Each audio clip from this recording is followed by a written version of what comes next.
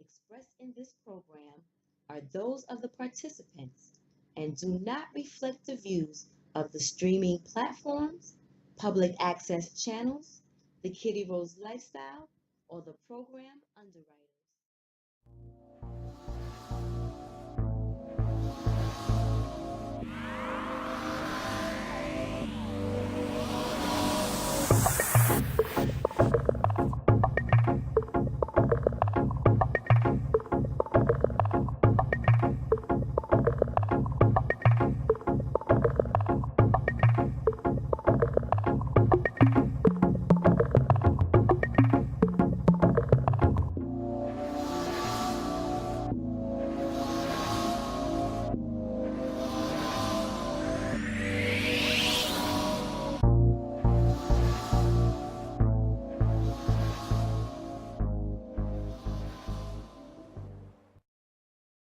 Hi, my name is Venise Woody. I'm the CEO and owner of Just Kima's Flavors. We're an Italian icy company based in Harlem, New York, Morningside Avenue, and you are watching Natural Sessions.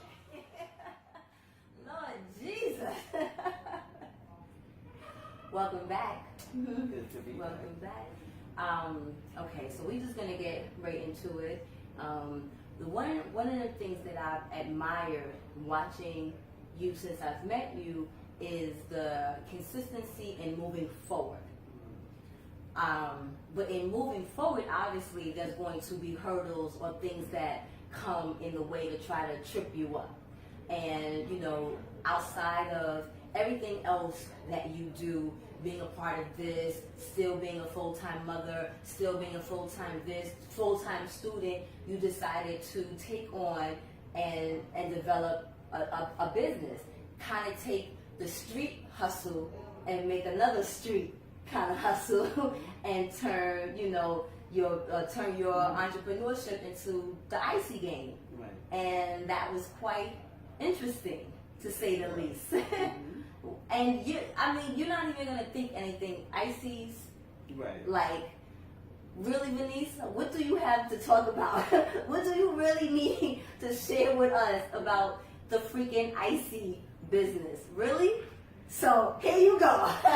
It's like I did research on the icy situation as far as the territories and how people move.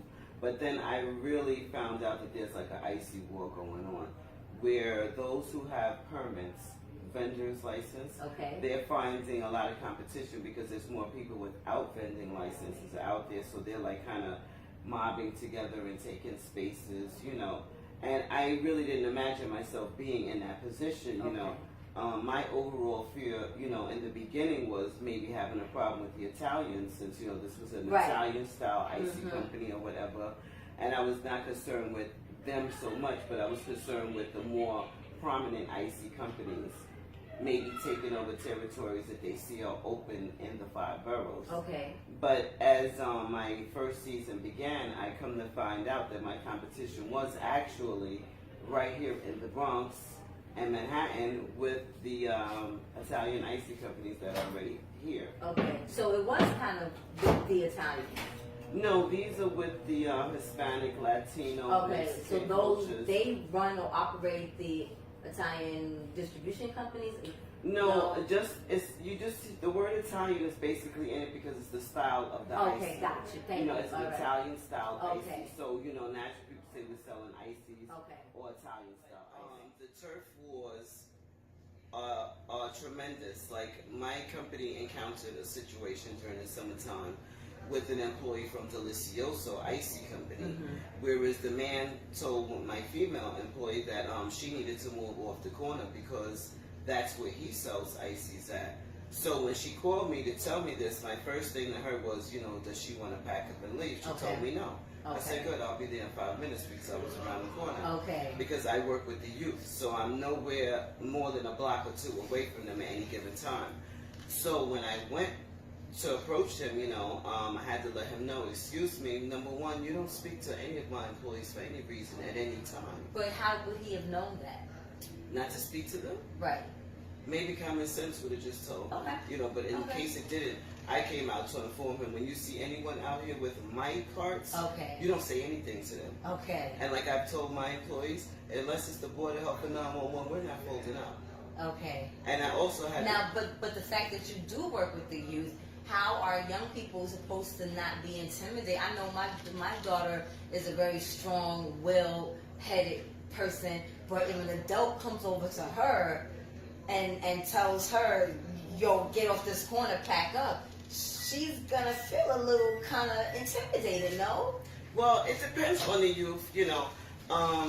I work with the youth, and I feel like the same way you get smart with your mother, the same way you get smart with your father, is the same way you're going to handle this business. Okay. But furthermore, in utmost, that's why I'm only within a block distance from them. Right. And also, if there's any encounters of anything, call me right away. Okay. So that's why my first thing to her was, do you want to move before I get around the corner, or do you want to wait? Okay. She said she wanted to wait. Okay. So I would never put them in a position where they have to retaliate with someone, or, you know, it's just a matter of just, you know, keep your mouth closed. So you get there. I'm right around the corner. Okay. Correct. So when let him know first, one, you don't speak to my employees. Right, whether you know you figured that out or not, I'm just here to tell you. Okay. And I also had to let him know that the street sign says St. Nicholas on it, and we make enough money in New York City to feed probably a country. So I don't understand how you're here. And then he went on to tell me about, well, I've been selling ices here for 10 years, and I had to let him know, when my business been open for 90 days, you're still working. So I mean, like, don't, you know. So it just really got, right. it had really gotten a little bit ugly, because whereas I told my staff, you know, like when we're in Harlem already, so by the time the other companies come, it's the afternoon. So we eat up all day long. So I said, when you see the teams coming out, you know, we just pack up and roll up. But because of the way the disrespect went down, now I make it my business to pull up in front of them and intimidate them to move. Or I just pull up before they get there and you find another spot, because see, I was allowing everybody to have a corner. There's 4 corners out there. Right, okay. Puerto Rico, Icy has 1 side. Okay. Delicioso has 2 sides. Okay. You mean to tell me we can't get 1? Okay. So now I'm out there with my carts and we got 3 corners. And how is that being received? Well, we'll see when the season Okay. comes in. Because how it was being perceived last summer was, when they pulled up and they seen us there, you had to make a detour and go somewhere else, because see, it was already word of mouth, then I'm already out here. Okay. And I already have a problem with Sophia, the owner of Delicioso, due to some, well, I felt discriminatory practices she was using against me. I don't know if it was because she seen me getting a lot of ices or whatever the case is, but she was using manipulative practices, like requesting to see my New York State Certificate of Sales Authority. Meanwhile, 90% of her company is immigrants. Who's paying taxes there? Who has anything legal there? You see?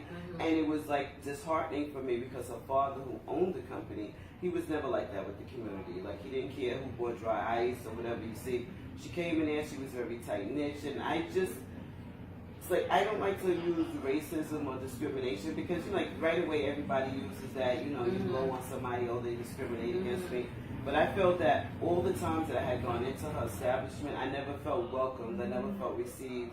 And she just was like always like with little manipulating things. And if I'm going to spend my money, I decided to spend my money elsewhere. And that's when I found out that I never should have been intimidated with the Italians from the beginning, because I ended up having to go to them anyway to get my ices, but I was having it delivered because the company was out in Howard Beach and I was not going out to Howard Beach. So to make the long story short, after I was dealing with them, I was researching other icy companies, and I found a company called Puerto Rico Ices on 138th Street and 3rd Avenue. And I have a wonderful relationship with this husband and wife team, to the point they even sold me one of the icy carts that I was renting throughout the summer, because they seen the amount of money that we were making, and we need an additional cart. Wow. As well, he's going to help me when I do my sugar-free ices. He's going to allow us to mix and blend in his establishment. Nice. So it was a beautiful thing. So whereas it turned out a little bit, you know, rocky, a lot of other things, you know, came about.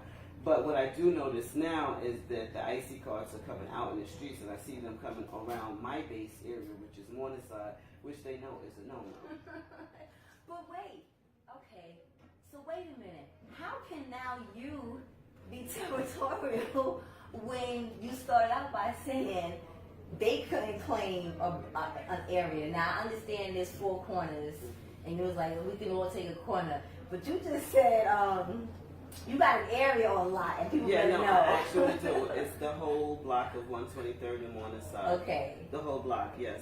Because And you're a newbie. You ain't got 10 years like old man did. Right. Right. How do you claim it? Easy, because that's what you do when you want to get out there and get your profit on the streets. You have to find your space, your territory, and own that and claim it regardless of what the case is. And this is why I tell the youth when they work for me, and I only let them work during the day because this is a night company. Okay. If you feel anything, you call me. You don't have to, somebody say anything to you, adult, you don't have to explain anything. Board of Health or the police, they will wait for me to come around the corner. Anybody else, you're just quiet. And they're basically stationed in front of establishments that I'm familiar with. Okay. So if there's any problem, they just go inside the establishment. But 123rd and Morningside, that's our base location. Okay. Yeah. The reason why I don't allow the IC companies to come through there is before my business, they weren't coming up and pulling up in the back of the project. Okay. Now everyone is feeling comfortable to pull into the back of the projects. Well, I don't know how many other projects to pull up, but you won't pull up on one side. So if someone came up to me and said that, streetwise, then what you want to do? That's how I feel. Has your first summer in, well, ask your background. Were you ever in the hustle street? Yeah. I knew you was, but I was trying to figure out how to say it politely. What's the difference? Because people think that hustle, hustles are different just because it's a different kind of hustle.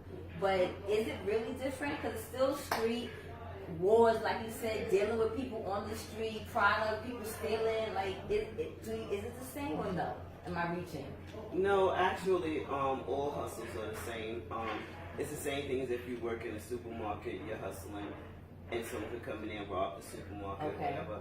For me, what I find easier to deal with is I'm not watching my back, I'm doing something legal, so I don't have to worry about the police. The only police I'm worrying about now is the Board of Health. That's about it. So, in that sense, it's a comfort, but it's still a risk. People see you making money, you're exposed to the elements because you're not inside of a store where you're secure and things like that. So those are the things, but because I'm seasoned in age and streetwise and from previously hustling, it's just certain things I look out for. But in this type of legitimate business, I don't have to look out for someone's going to run up on me on a gun because I owe them money. I'm always professional, but I'm even more professional in the street because you don't know who you're dealing with. Right. You're standing outside, you don't know what angle or where they may come from, so, and from that previous life, it has taught me how to be an entrepreneur in the streets on a different level. What made you want to employ kids or children? Like, is there a certain age group that you employ? Well, my youngest employee, he's 15. Okay. He's actually promoted to assistant manager this year. Okay. Exactly, and he will be doing management things such as spreadsheets, payroll, time sheets. So that way, when he's time sheets. Yes. That way, when he's 17, he can actually apply for a job as assistant manager because he will have the skills of the things that assistant managers do, inventory, things like that. Why employ the youth? Well, because there's a serious crisis for youth development, lack of parenting skills, for whatever reasons that may be. Society isn't really offering the children much to learn from. The grandparent effect, where you would have a grandparent that had a trade that would teach the grandchildren, that's no longer in. And there's no one really pulling the children in to teach them anything. And it's a lot of homelessness, children sleeping on the streets, for whatever reason. So I figured if we don't snatch the youth up, we're not going to get anywhere. I mean, we can't just, someone else may have thrown them away, or they may have thrown themselves away. But if you could pick that ball up, pick it up. I may not be here today or tomorrow, but I would like to know that somebody thought far enough that something could maybe benefit my kid. You see, so this is how I look at it. To me, adults are ruined. They want to make excuses. I see an old man packing bags, but you don't want to come make $15 selling the ice. You see, the mindset is different. A kid is reaching. Oh, I can't get some of you. If I'm going to get this, I don't want to pack no bag. I can't buy Jordans with packing bags. I can buy Jordans with that. So this is why I like working with the youth, because their minds are creative. I get to talk to them, mentor them, and show them that there's other ways to do things. You see, like that. My young kids, they have lunch on me because my mission statement is to help eliminate youth poverty. Okay. So I don't know what their home situation is like when they get there, but I know before they go home, they will have a meal. Okay. What has been challenging about running a business or running this business? Well, for me so far, the most challenge is in my personal space. You know, that personal space would be those closest to me that, oh, I'm going to help you with this, or they'll pick some days on the calendar they're going to work and then they don't show up, and things of those natures. So when there's days that my employees are off, those are the days that I'm outside by myself. So those are the days that I expect my personal team to be there. Like, I need to go take a break, somebody come relieve me for a half hour. Icy car may have to come upstairs because it's time for me to eat lunch. I need somebody to bring that up. And it's like a lot of excuses. So I found myself getting very frustrated last year to the point that I didn't want to come outside on days that my employees didn't work because it was like overbearing, the work, the weight. But I went out there and did it because I said all businesses started with the original owner breaking every nail and tooth. And these are the things that help me start understanding that the money that I make is mine. When I go out to eat, that's mine. If I bought a brand new diamond ring with that money, that's mine. So it just made me realize that the only person to depend on is myself. And no, I can't do it alone, but when I have to, this is what's going to have to be done. How has the response been from your family? I always ask this question assuming that our family is supposed to be on board.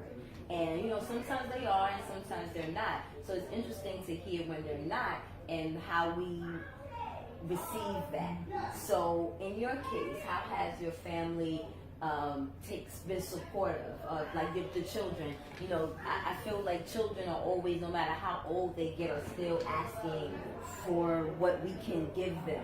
So when we're starting a new venture, money is now tight because we are investing in the business.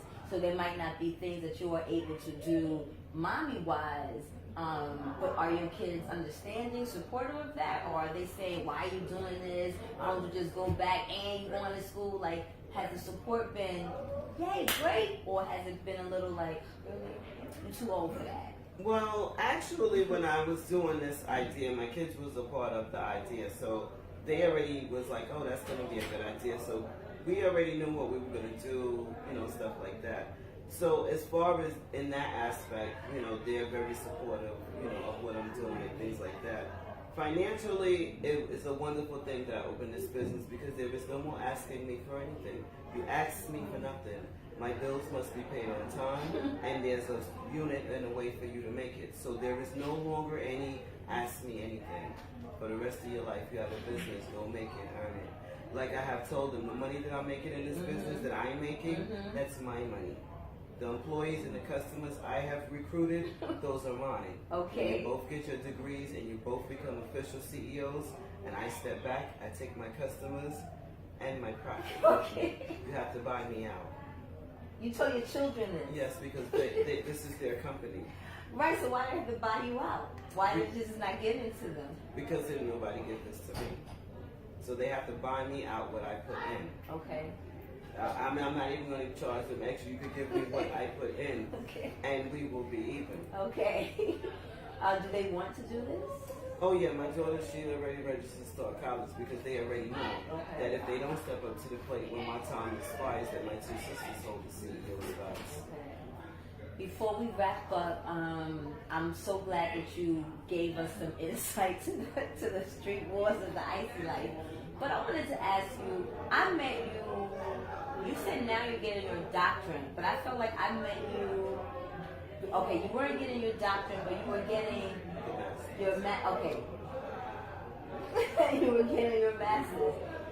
What is the motivation for you to keep going in regards to your education? Like, why not just you understand you understand the mentals where you can understand what's going on around you. Why continue more? You're not. Are you gonna go into the mental health business industry? Like, why? Why? Why have more? Why pay? Why study? Why papers? You are 35. Well, actually, with my master's in science that I hold, I'm a therapist in itself. I don't need to go on in psychology studies, which I'm not even studying to be a psychologist because I'm into holistic healing. So Okay. psychologists would require the additional study for the medicine. Okay. However, I'm going now for my doctorates in human service, leadership, organization management. Okay. Whereas I would be like maybe in charge of all of the human service resource buildings in every 5 borough, like the top dog. The reason why I'm staying focused in this field is because a lot of mismanagement in the organizations as far as the youth, the seniors, and the disabled. When I do client advocacy in my human service field, the disparity that these people are facing are unbelievable, and it's not even valid reasons why someone may not even have been eligible for food stamps. It could be a simple case that we got a couple of workers sitting back there doing nothing for 45 minutes before the office closed, and maybe the last set of people out there are the last homeless people that needed those 45 minutes. Do you think that really happens? No, I know it really happens because I used to record this when I was a public assistance recipient, and I used to send it downtown and complain as to why we're waiting for the receptionist to call us. There's about 50 people online and they're sitting there chit-chatting. And this is probably why now when you go into social service centers, you're not allowed to record them anymore and so forth. So I've been advocating for this for quite some time. Okay. So this is why I'm going on. And secondly, I don't see myself working for anybody. I'm not like a listener to other people. I have my own vision and my own goal. And our people need a few more leaders other than political leaders, reverend leaders. We need leaders in positions that's going to be able to say, in this area demographically, we need this here. Or in my case, I have a dual degree, so I have human service and I have science, and science is psychology. So I will be able to sit in certain settings and say, well, why do you feel like this is necessary in the Black community? And why would you want to pump these psychotropic drugs into children when you know that there's no mental med safe for children under 12 years old? So, like, in order for our race to come up from some of the stupor that we're in, it takes those who are willing to continue on to reach that. Say that. Wait. Let's get that. Say it to this camera because you say that again. In order for what now? In order for our race to come out of the stupor, it would be important for those that can go on educationally to do that and reach back, because without that, we're not going to connect anywhere. And this is where we're at. We're at a disparity within ourselves mentally, spiritually, and educationally. So wherever you fit in, if you're a spiritualist, if you're a teacher, if you're a leader, we have to get in there and we have to start doing what needs to be done, because we cannot go on with the sorry story that it was because of any man that we're not where we're at in the 21st century. Amen. Oh man, I don't even know we should do anymore. I think that was a perfect way to end. How have you been able to, or how have you figured out how to envision what you, because you're already doing dual things, not only in your education but even in your business, by employing the youth, but also planting a seed of being, well, not already planting a seed, being an already involved leader in your community. How do you see in this short lifespan that we have, being able to bridge the two identities, the two roles into now, into the present, so that you make your presence, you make your difference, you make your stand, you make your memory known right now? Well, when I'm finished with my doctorate program, I would like to open a nonprofit organization. So it will be called the Just Kemis Foundation. And in the Just Kemis Foundation, in there you will learn entrepreneurship, how to become business oriented. Of course, I would have GED settings with college prep involved. And the summer youth end will come in because of, hopefully we'll have enough parks out there where we'll be able to just have summer youth. So what they'll also learn is how to become entrepreneurs at the same time. So that's how I plan on bridging the two together. Okay. We appreciate you. Thank you. I Amen. appreciate your time. So wait, do we call you Dr. Woody yet? Well, I could put that in there. That's how I do. I saw my work, Dr. Woody. Amen. That's it, girl.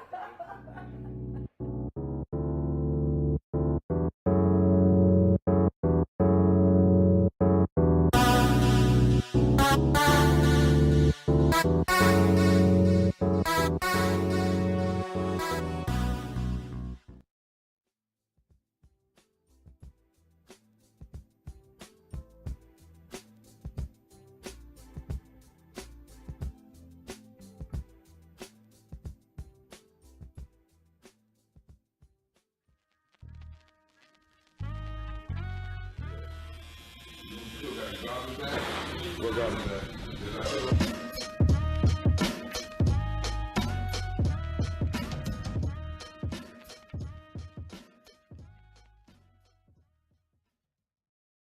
believes that financial freedom and education are the civil rights movement of our time.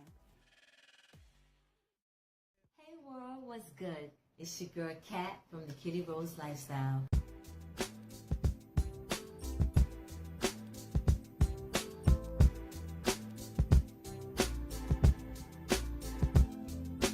Well, my name is Catherine Warren, and I am the owner of the Kitty Rose Lifestyle.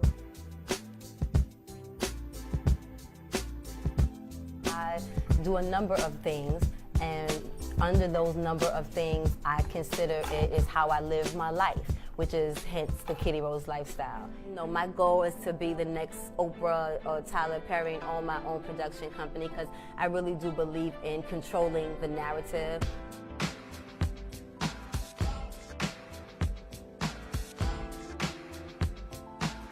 The reason for this video, which is going to be short, and it might rattle some feathers. Real quick, we all have racist tendencies.